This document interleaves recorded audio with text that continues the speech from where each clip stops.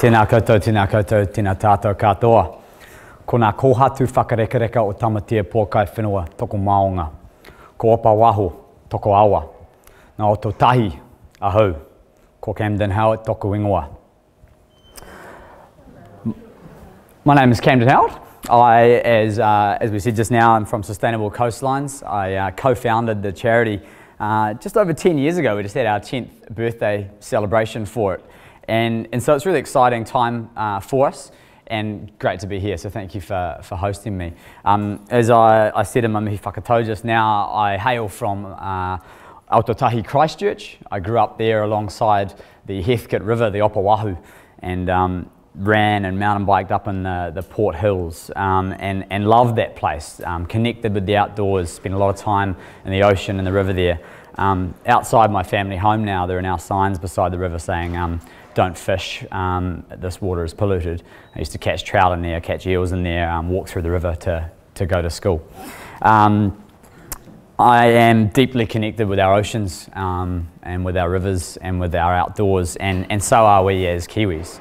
And that is our kaupapa here at Sustainable Coastlines, is to connect people back with the places that they love. And so by doing that, we want to inspire people to protect those places. And so one of, I suppose, my most inspiring people would be Jacques Cousteau, and he wasn't an environmentalist, he was a filmmaker and an explorer. And he, through his love for the place, wanted to connect others with that place. So he invented the scuba tank to help explore it. He filmed underwater, he brought documentaries to people. Through that he became known as someone who cared for the environment, but he was really about wanting to connect people with the places that they loved. And so that's a really big part of what's formed our charity's background, is understanding that and knowing that. And I don't go outside and call myself an environmentalist. Some people do. I don't call myself a hippie. Some people call me a hippie. There's nothing wrong with any of those things, but that's not why we're here. We're just Kiwis looking after the places that we love, because if we don't, they won't be there for our grandkids to enjoy. So I'm here today to talk a little about what we do. I'll give a quick introduction to our charity and what we do, our mission, our vision, and sort of how that came about, a little bit of my personal story, but we're here to talk a little bit about digital innovation and about the things that we're doing in this space. Perhaps as an insight into some of the ways that non-profits engage with technology and with data, perhaps just as some interesting facts and figures, and perhaps as some ideas for what we may be able to do collaboratively. So I'll crack into it. And we're here, as I said, to protect the places we love. The waterways and coastlines are the places that we chose, and we're so connected to those as Kiwis. We've got 15,000 kilometres of coastline, something like the 11th longest coastline in the world. And I think Cromwell is the furthest you can be from the ocean in New Zealand. It's about 120 kilometres away. So you can't be more than 120 kilometres from the ocean in New Zealand. We're an island nation. We love our boating. We're in the city of sails. We love our kaimoana. And these places that we love, we feel that people get really on board with this, and they have. But the crucial word in there is enabling others. And so as we've grown as a charity over the last 10 years, we've started to work to inspire and enable other people to do this type of work. We have a pretty simple vision, and that is for beautiful beaches. Imagine beaches around Aotearoa, New Zealand, that you walk down and you don't find rubbish, that you don't find plastic on, that you can swim in and not worry about checking the Safe Swim website as to whether the water's too polluted to swim today or not. Imagine that, and that's our vision, is to put ourselves out of a job. No more beach cleanups. Healthy waters, waiora. Imagine rivers that we could swim in, wade in, recreate in, maybe even one day drink from, without having to filter through tertiary treatment plants that cost us millions of dollars a year. I think around a third of the water that we drink in our taps here in Auckland comes from the Waikato River. And so to do that, we need to protect these places we love. And we don't do that without people. So our third vision is for tangata whakaoho, inspired people everywhere actually doing this mahi on a day-to-day basis. Not because they have to, not because they're a hippie or an environmentalist, but because it's normal. It's just what we do. It's how we operate. It's the status quo. So A little bit about my story. I'm that guy with a machete opening a beer in Mexico in 2006. And the guy on my left, your right, is Sam, my co-founder. We met in Mexico in 2006. Spent a lot of time surfing along the west coast there while we were studying on exchange at university. I was surfing, this was more my experience surfing in Mexico, was in the white water. I was learning to surf there. And I was surfing at Puerto Escondido, which is the Mexican pipeline, not the best place to learn to surf. And I was doing a little bit of that, and one of those hit me in the face. So I returned to the beach and found that. And it really made me think, we're so lucky in New Zealand, we don't have these problems. We are just so lucky. We are clean, we're green, we're 100% pure. And so I went back to New Zealand and I found that that was not the case at all. We have, this is a drain on Queen Street, 130 pieces of plastic in it, even though it has the nice sign beside it. Apparently that doesn't stop the rubbish getting in there. We have turtles eating plastic in the Hauraki Gulf here and dying. We have birds, I found this in Colville in the Coromandel Peninsula, filled with rubbish, and we have beaches covered in rubbish. That's an uninhabited beach on the west coast of Great Barrier Island, just out here in the Hauraki Gulf, covered in rubbish from Auckland streets, Auckland Council car parking tickets. It's fairly obvious where that rubbish came from. So we have a problem here in New Zealand. We have a branding problem. We're not 100% pure, clean and green, but we have a real problem. And we don't have the clean coastlines, the healthy rivers and the inspired people everywhere that we need. I also found that on coming back from overseas and seeing the types of rivers that you might not want to swim in Mexico, that we also had those here in New Zealand. And we have a huge problem with our waterways here in New Zealand. Over 2/3 of our rivers are unsafe for swimming or for recreational use after it's rained. And as you know, in New Zealand it rains a lot. So it's not just dairy, and a lot of people like to point the finger at dairy. Most of the people in New Zealand live in urban environments and aren't dairy farmers, and huge impacts on our waterways come from heavy metals, from pollutants, contaminants, and other things that are tipped into our drains around urban environments. And so, we wanted to solve these issues. So what did I do? I went and worked in advertising when I came back. That's me with the cigarette. No. Went and worked in advertising, and never felt really very fulfilled doing that. And that's not to say there's anything wrong with the industry. It just wasn't me. Sam, meanwhile, came back from overseas with the idea, after I'd been in advertising a few years, to start this charity up. And so I quit my day job, had an amazing experience underwater with a humpback whale in the Ha'apai Islands in Tonga. And at that moment when I was beside the photographer that took that photo, and that's the mum and that's the calf coming up to nuzzle under her nose there, I decided that I wouldn't get on the flight home to go back to my job in advertising, and quit, and here we are. That was about 9 years ago.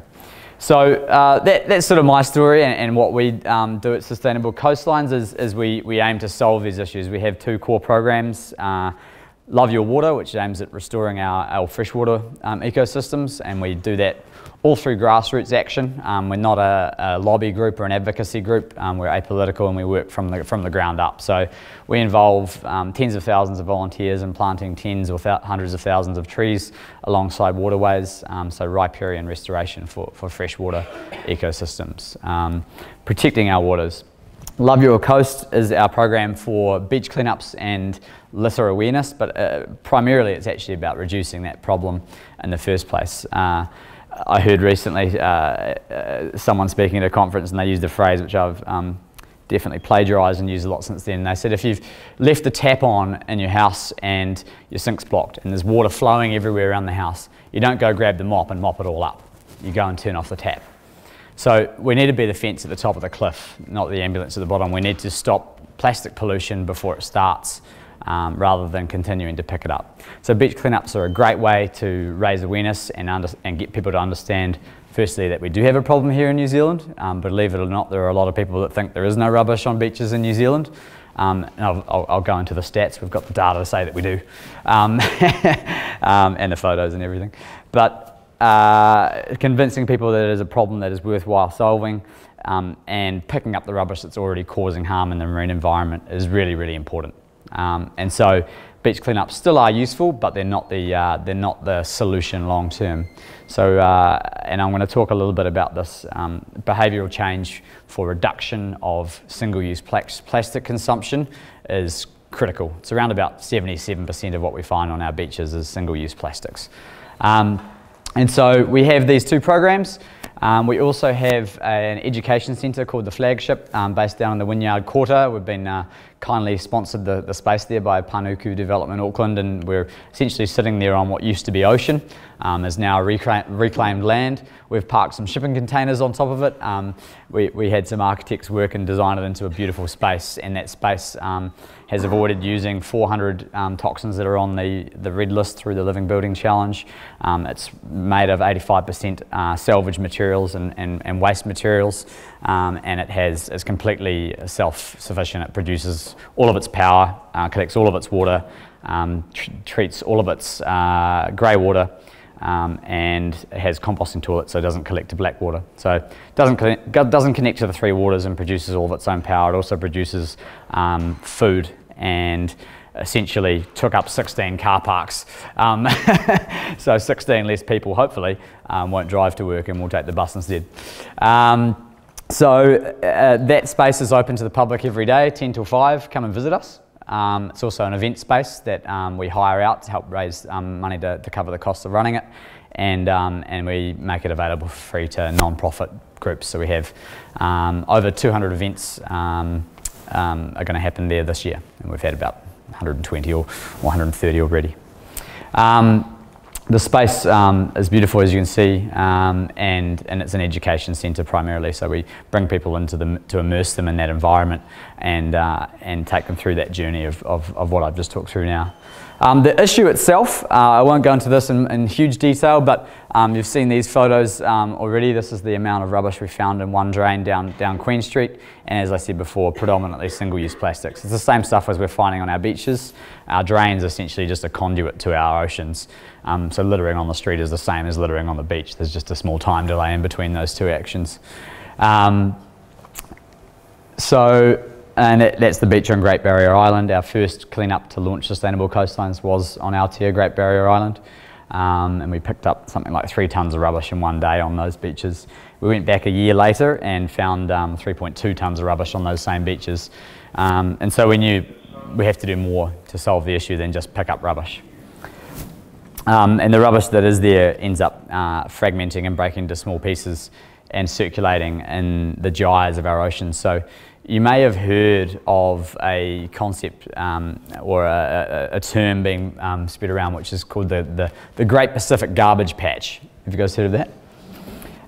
And it's a little bit of a misnomer. It often gets referred to as the trash island. And so I think for a lot of people that brings up the idea that would be reasonably easy to collect and pick up.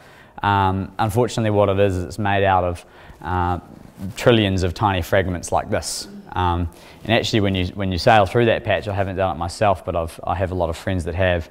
It looks like clean blue ocean. But the problem is more insidious. It's a plastic soup made of these tiny fragments that are throughout the water column all the way to the bottom of the ocean. And that's because our rubbish that enters the ocean does not go away, particularly plastics. They last essentially forever and fragment, and they photodegrade, so they break into smaller pieces, and they move around the ocean, fragment up, and become food for the animals that live out there. And so in the middle of that spot is a tiny dot here called Midway Atoll, and Midway Atoll is named thusly because it is midway between North America and Asia, and was a great place to land airplanes and refuel during the Second World War. But unfortunately is also the place where these guys breed and die. This is a Laysan albatross, fledgling Laysan albatross that never got to fly. We recently had a tour of the Natural Sciences Department of the back end tour, and saw all of the amazing cupboards full of albatross that you have here. They're absolutely huge when you walk up to them and when you see them in person. And this baby was entirely dependent on her mum and her dad for food. They fly around the ocean. They can forage for thousands of kilometres in one foraging trip, and they'll come back and they'll have their stomachs full of food. They'll digest a delicious fish milkshake, and they'll regurgitate it. This is early in the morning. This is good for you guys, isn't it?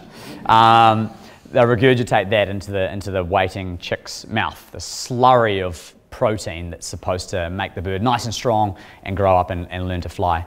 But unfortunately, what's floating on the ocean these days is not the things that it should be eating, and mum and dad don't know the difference. They swoop down and find anything floating on the surface of the ocean they think is food, and so they bring it back and they feed it to their chick.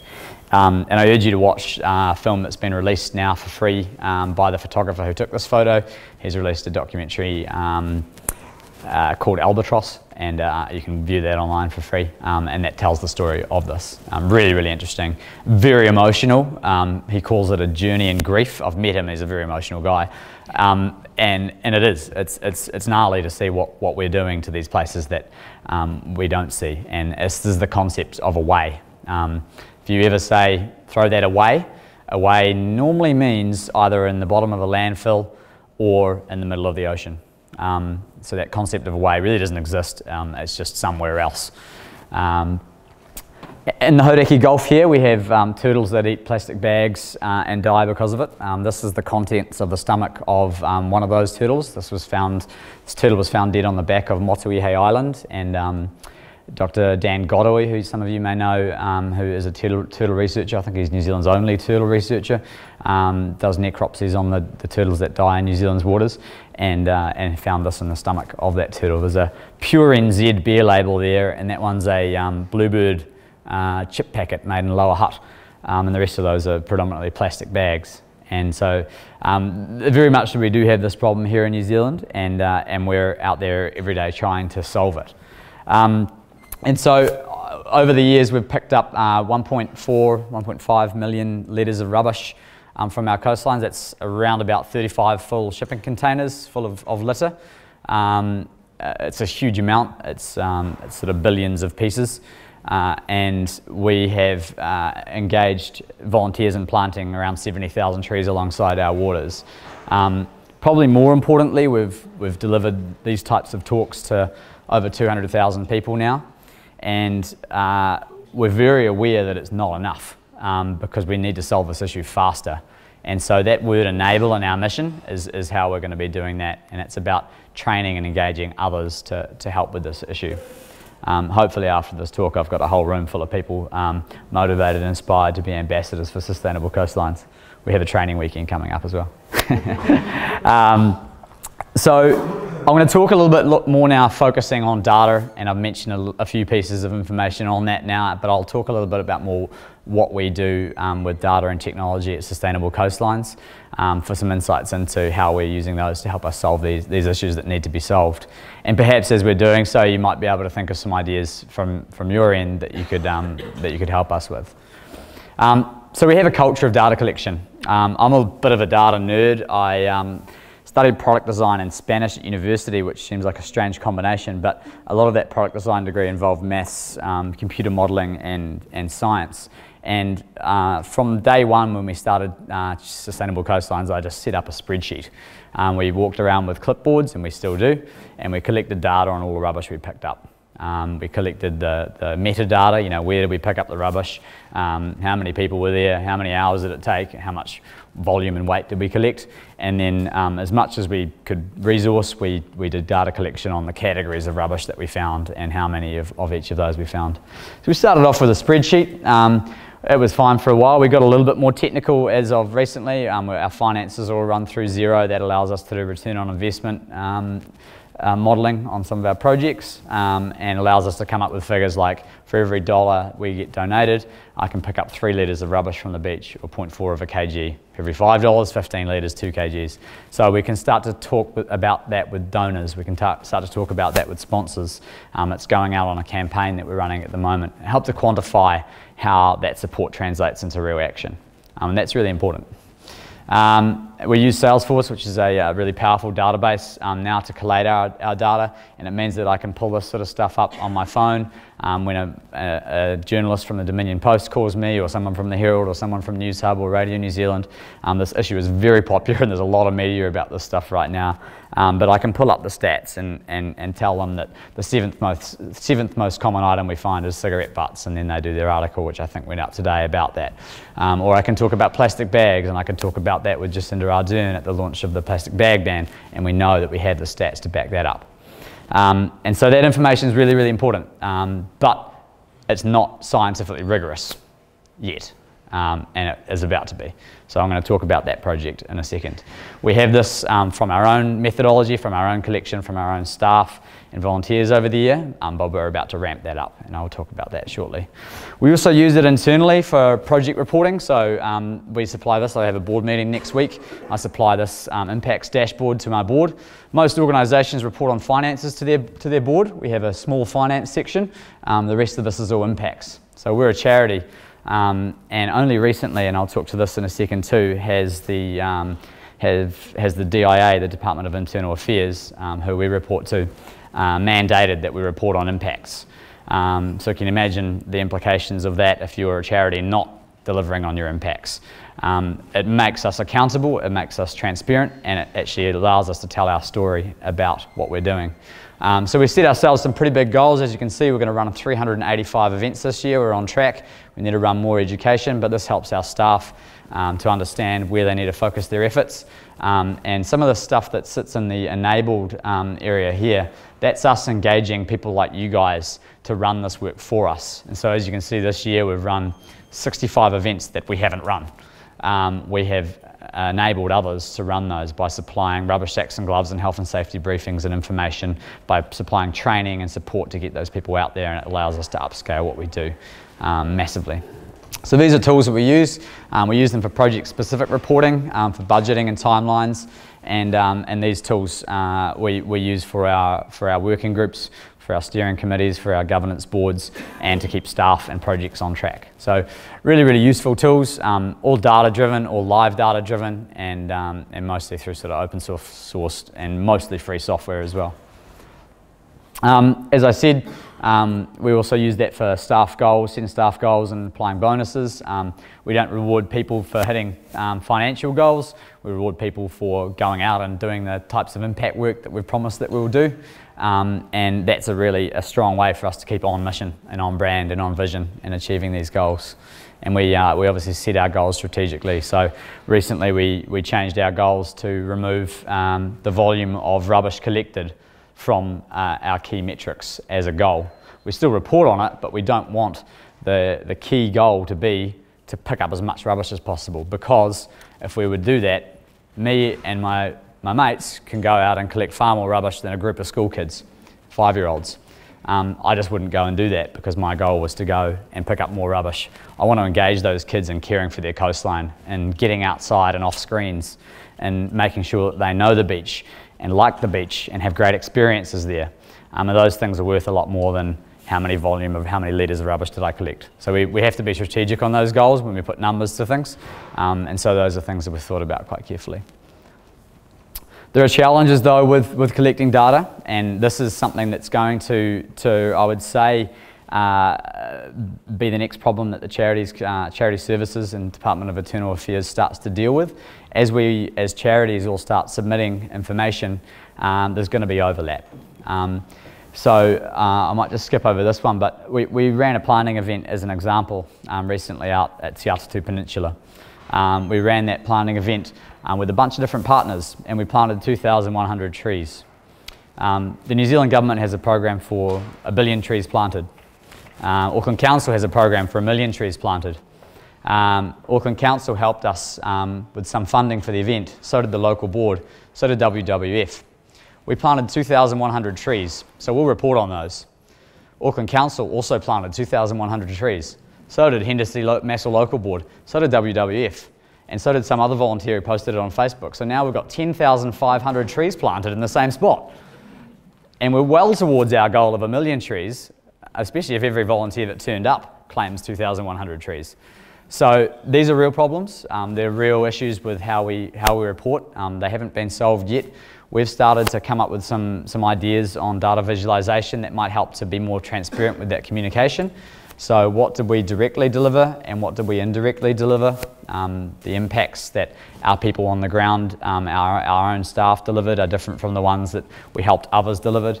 And these are ways that are going to help the charity sector communicate what the real impacts are. Because you can imagine the dangers of over-reporting and the impacts on funding, the impacts on not achieving the goals we set out to achieve will be huge if we overclaim and double and triple and quadruple claim. So real dangers of now being mandated to report because every charity will report, but we need good measures to ensure transparency. The data and the technology that we use helps to strengthen the story that we tell. It's really, really strong when I can tell you that 77% of the litter that we collect on our beaches is single-use plastic. It's even stronger when I can tell you what that's made up of, what those top 5 categories are, and then that information can then be used in the public consultation that goes out around the plastic bag ban, or in the Ministry for the Environment's reporting on litter, which previously has been completely unavailable, and now just has begun to have some data.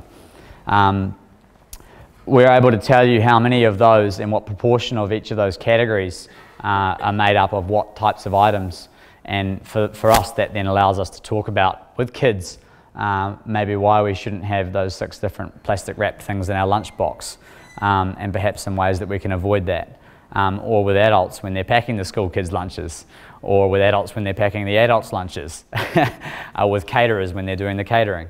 Why and maybe how. And we also are able to tell these stories with our sponsors when we collect good information. The likes of Meridian, who we've worked with for a long time, put this in their annual report, so that goes out to 250,000 people or so. It allows our story to be told much more broadly and allows us to talk about collaboration in these spaces really well. It also allows us to produce, oh, we've turned off. Bear with me. So I'll talk to this anyway. We were asked by the council to use the data that we had to produce a report that essentially was submitted through the report they wrote on container deposit legislation. If you've been following at all the container deposit legislation conversations, they've been around for decades. But you know, in the back of your beer bottle, you've got 10-cent deposit when returned in South Australia or Northern Territory. Essentially, that's what a bunch of lobbyists have been trying to get happening in New Zealand for decades.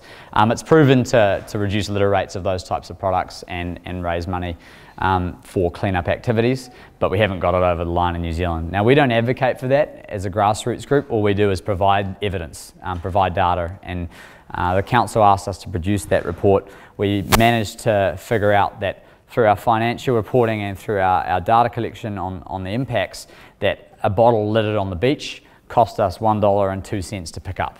And so if the type of legislation came in like what happens in some countries in Europe, where extended producer responsibility was passed down and pollution was borne by the cost of the polluter who produced that, then most companies would take 10 cents over $1.02 every day. And so we produced that report, those findings went into that report, and that report came out and proved the financial viability of container deposit legislation. It's not across the line yet, but it's the sort of thing that we hope to be able to inform and influence through good information reporting, and could use that to help solve the issue.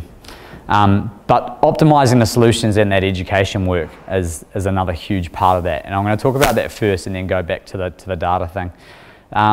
Optimising that solution for us looks like making a curriculum that actually aims for behaviour change, not just litter awareness, but for change in consumption of single-use plastics. And to do that, we can't employ teachers, we can't employ enough staff to deliver that. We need to train teachers and train teacher trainers and train teacher training institutions on these methodologies. And we've now researched over the last year the best behavioural change methodologies for pro-environmental action and hired a behavioural change advisor through this funding to do that. And we're now hiring education writers to design that curriculum.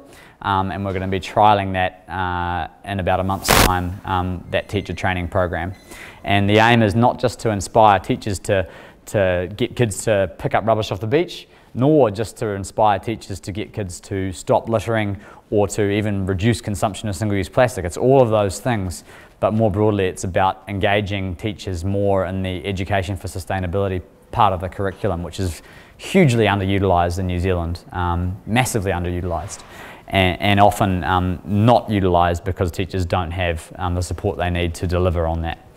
And so that's the aim for that part of it. I won't talk too much to this. The behavioural change methodology is called friction-free influencing, designed by a guy called Harry Mills, and essentially it's mostly based around the theory of self-persuasion or cognitive dissonance, and using that as a strong way to influence as opposed to other different types of influencing like direct persuasion. Understanding the problem. So what we're building is a national litter database fed into by citizen scientists around the country. So volunteer labour around the country is the only way this is going to get done on a scale that it needs to be for the scientific rigour it needs.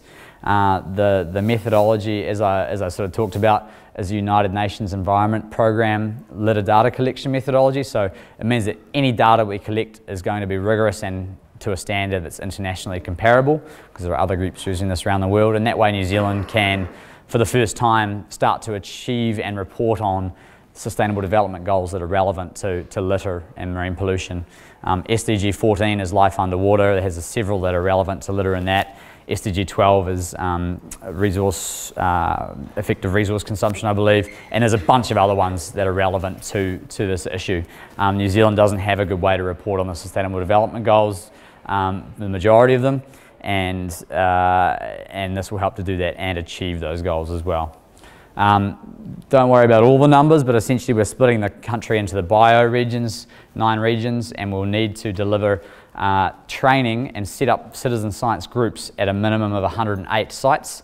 So long term in New Zealand, at the end of this 3-year project, so by April 2021 or 21, we will have 108 citizen science groups going out 4 times a year at their local beach, collecting litter data to a Tier 1 Statistics New Zealand level using an international methodology that means that the politicians, that the local politicians and national politicians, that business leaders and decision makers, that school students, that journalists, that anyone and everyone who wants to make decisions on litter or understand the problem will have access to it. It's going to be all open sourced. All of the data will be available in all of its raw forms at all times to anyone for free forever. And even the methodologies and the technical background will be available open source for free. So the idea is that it has to be accessible, has to be transparent, and it has to be scientifically rigorous. And we've just procured the tech provider for that, who is starting development on Monday. So the litter database will exist in some form in a couple of months' time, and we'll continue to refine that over the next few years. Those are the areas we'll be working. We have submitted this to the United Nations as a voluntary commitment. I went to the UN last year and delivered this at the General Assembly as a commitment that New Zealand will make to helping to solve this issue, not just in New Zealand, but in the Pacific. It's voluntary, but I've committed us to it, so here we go, New Zealand. You didn't know I was doing that on our behalf, but we've done it. And if I look a bit tired, I was delivering an update on this at 2 o'clock this morning on a webinar to the Global Partnership on Marine Litter, which is an international body that works on this. So we are having these conversations at the highest level because this issue needs to be solved from all angles, and all of the litter that's in New Zealand, if it reaches the global ocean currents, leaves our shores and ends up on Rapa Nui, Easter Island, or Henderson Island in the middle of the Pacific, that has now been known as the most littered place on Earth, or it reaches the coast of Chile, or pollutes the coast of Cook Islands, or whatever. And I've found examples of all of this. We have some data already. This does not show litter density, it shows density of cleanup effort around Tamaki Makaurau, Auckland, and so we need to start building this from the ground in a scientifically rigorous way. There's really good examples out there. There's a national litter database in Australia that has some basic visualizations set up alongside of it for each spot where there's a monitoring site. You can delve into the most common materials found at those and the top 5 items, and then but you can't drill into any further detail, and it's not open source, and it's not the raw data isn't available, unfortunately. There's some source tracking models out there that we're interested in. We worked with the guys who produced this and submitted some data for this. National Geographic has a little bit more budget than we do, and they produced some beautiful visualizations for, I believe it was the July edition. The cover story was Planet or Plastic, and if you look online, there's some beautiful visualizations. Mandy, you might be interested in this. Some beautiful interactive digital visualizations of the litter issue. This shows the inputs to the ocean of litter from, I believe it is the 20 most polluted rivers in the world contribute about 2/3 of the rubbish that's in the world's oceans. And so you may have seen some figures out there, but by 2050 there'll be more by weight plastic in the ocean than there will be life. And so it's a pretty scary fact, and we are accelerating the rate at which we're pushing plastics into our oceans right now. Visualizing that, understanding it, and most importantly, having the information on that available to the right decision makers is absolutely crucial. We're also looking at working with some groups that are doing some really cool work in machine learning and in automating some of these processes. So if you can imagine this group here, the Plastic Tide, works on training an algorithm to recognize litter and collect data on that by using high definition drone footage. So you can imagine instead of me organising a group of people to go out to 15 beaches in the middle of winter on Stewart Island, sending up some drones to capture some high-res imagery of those beaches and doing at least a base level count of litter on those beaches once the algorithm is well enough trained would be a hell of a lot better for health and safety. It would be a hell of a lot cheaper, and it could allow us to expand the, at least some level of data collection to a much higher level. So we're talking with these guys. They're based in the UK, but they're heading via the Galapagos Islands to New Zealand, and we're organising a trial with them of that methodology here in New Zealand, and hoping at some stage to build that into the litter database that we're working on. So you can see how technology here, at the very basic level, we can collect litter into a database and visualise it, and we start to come up with these sorts of things which start to improve that process and make it more automated and make it safer and allow for better coverage. So next steps for this, I've basically got to go around the country and onboard 108 different groups and train them all on doing this long term and inspire them. So lots more talks like this, but it has become a lot easier with the amount of media we've been able to get through this. I've already had 150 groups sign up with expressions of interest, so I have too many groups. Now I need to choose which ones I can't deliver it with yet, or find more funding to deliver it to more groups. And so we're developing that technology platform. We're engaging and training people. I'm working on business development for it, trying to get some grants through National Geographic for some of their Citizen Explorer Lab projects, and we're trying to partner with Microsoft at the moment to help make some of the back-end database side of things and visualization stuff that they have a bit more cost efficient. So those things are really exciting, and there is more information on that on our website, and if you want to stay in the loop with the project or actually be involved as a citizen scientist or an educator, you can sign up to that, and we'll give you updates on the project and let you know when we're coming to your region. But I'll just end, because we've got probably 10 minutes left just now. I'll end on a couple of success stories that have come from this, and then perhaps we have 5 minutes for questions. How's that for time? Yeah? Cool. So as I mentioned before, we were there, and I don't really like this photo because it kind of looks like I'm looking weirdly at Jacinda. But it was the best one that we had in enough time to get the media out there before everyone else did. But essentially, we were there for the launch of the plastic bag ban at Lyell Bay, and the reason we were there was we've been working in schools in New Zealand for 10 years or so, and not once have we asked kids to write a letter to the Prime Minister, not once.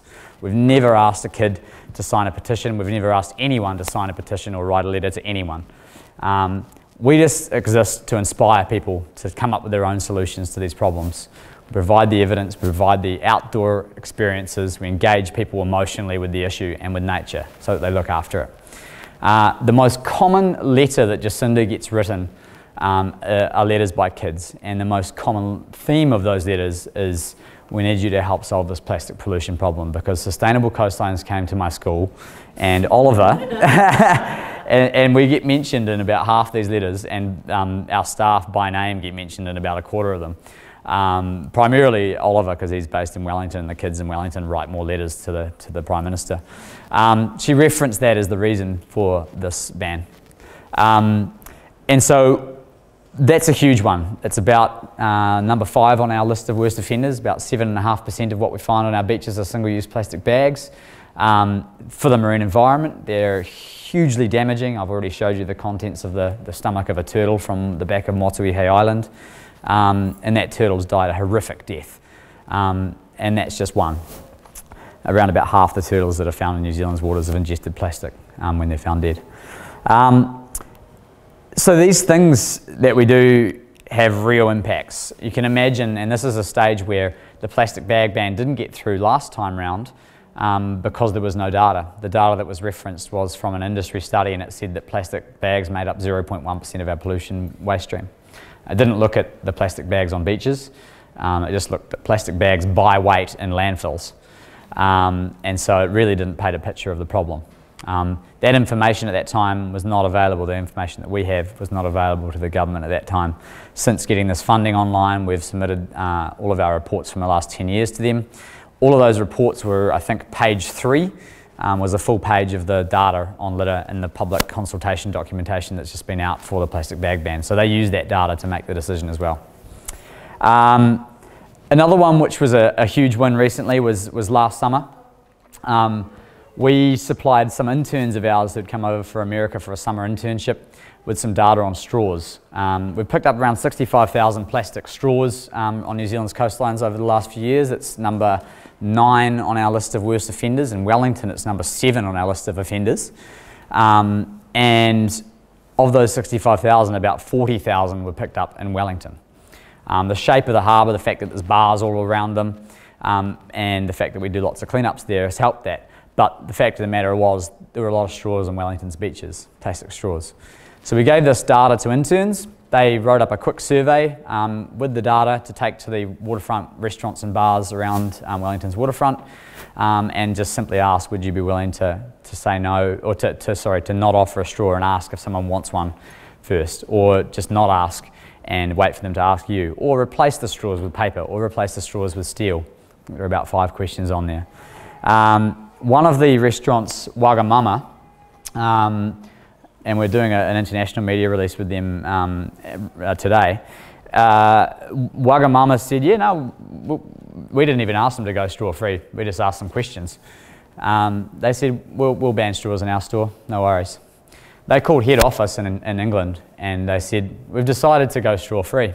Head office said, oh, that's a great idea, we'll do it in all of our 500 restaurants in 25 countries. So that's 5,000 straws per restaurant per week, per store. So times 5, I don't know the maths on that, it's lots. So we're hoping to see a lot less of them on Wellington's beaches. On the back of the media that came out of that, apparently if you create an efficiency for your business by not buying a product and giving it away for free that you used to do, you get a media story about you these days. It's amazing. Sale Street, just down the road here, did it recently, got a story in the Herald about not giving people straws. It's amazing. There's a huge amount of momentum behind this issue. It's crazy. When I worked in advertising, if you could get column inches on saving money and by not giving your customers something for free, you were doing a bloody good job. It's happening these days all the time. So all 29 restaurants, bars and cafes around the Wellington waterfront have now plastic straw-free voluntarily on the back of that. And that's already been implemented as of Plastic-Free July. So it was a fitting time for that. And that's on the back of non-confrontational evidence provision, and it works. So we're hoping to see a lot more of these wins as we set up this national litter database. I get calls from journalists every single day now about this, and I probably get 3 or 4 either school students, masters or PhDs contacting me every week wanting the data set. It's not available publicly, so I have to export a Excel or CSV file and send it to them. And that's great, they want it, but let's make this accessible. Let's give this to everyone. Let's make sure waste managers, local governments, mayors, and all members of our ministries have the right information to make the right decisions. So that's it from me. Hope that's been useful. We're doing a lot more. An hour for 10 years of the story is not enough, but it's probably enough of hearing me. So thank you guys, and let me know if you've got any questions.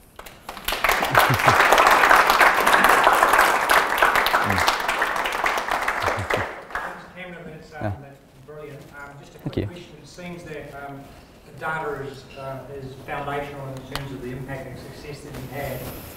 Is there a likelihood that the cost of collecting that data will go down over time? I would say so. We've got 3 years of funding. It's a $2.6 million project that allows us to have paid staff travelling around the country to set these groups up. The biggest part of the effort is going and visiting in person for a week or 2 weeks and building relationships and providing training and doing all that stuff. Those costs certainly will reduce because the initial setup is going to cost a lot more, as well as the initial database build and all that sort of stuff. But there will be ongoing costs to manage it. I think efficiencies wise, volunteer groups, while I do think the volunteer sector gets asked to do a lot for New Zealand for free, and I think there's a certain shame in that. I do think that there are a lot of people out there who will be, and I already know through our expressions of interest, who are very keen to do this as part of what they do. So those community engagements and the efficiency you can gain through volunteer labour like that, you just wouldn't be able to fund it if every member of that was paid. And there are models overseas that have tried that. So long term, it has to be efficient to work. Our job will be in quality control and support and training and in managing the database build and all of the support materials that we can provide for those citizen scientists. So there'll be huge efficiencies. It's 108 groups that they won't be paid. We won't put a financial incentive to it because that always tweaks the mindset. But we will provide support in the form of equipment, training and etc. So yeah, huge efficiencies in doing it this way. And it's the only way we really can do it, until we train all the drones. But that's another story, because I don't think seagulls love drones. Any other questions? The litter database, yes, it's going to give you lots of great data about the cause of the problem. Is there a corresponding database around the effects of the problem? Is there decent data on how many sick turtles, how many dead albatrosses, how many sick fish who are drinking too much plastic soup? Because that seems to be that's the emotional bit. I mean, we can get why the litter is a problem, but actually the problem we're trying to solve is that sequential bit. Yeah, and that's a really good point. So we're working with Department of Conservation to build in things like the impact and risk mapping. So in fact, there's been some studies put out there which show that New Zealand's sort of portion of the Southern Ocean is the most risky place in the world to be a seabird. Not because it's where the most pollution is, but it's where the most interactions between plastic pollution and vulnerable species exist. And so some of those maps and some of that work we'll be doing through Department of Conservation, and the idea being to understand entanglements, understand ingestion rates, understand where X species have washed up and died because of Y. But that's a big part of the work stream, and that's not something that's funded through this. We're going to have to get DOC to collaborate with us and help with that. But we will be able to build basic tools to allow that reporting.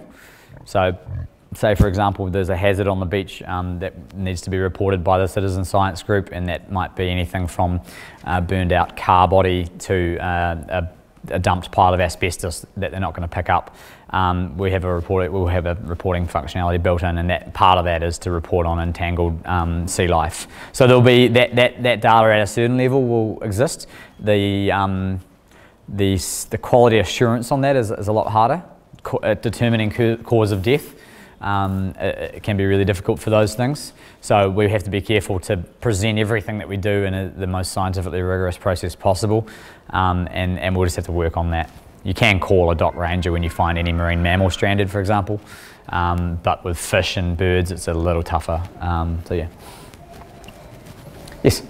Is the vision for this a live open source database that anybody can basically access? Yes, absolutely, yeah.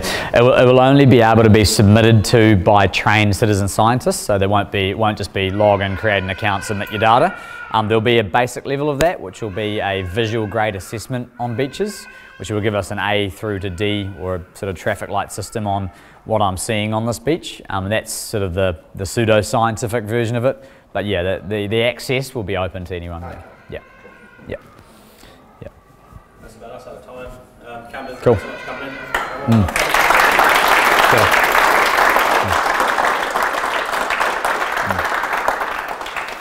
Too much. See you again at the end of next month. And if anybody could just stack a chair or two on your way out, it'd be greatly appreciated. Thanks very much.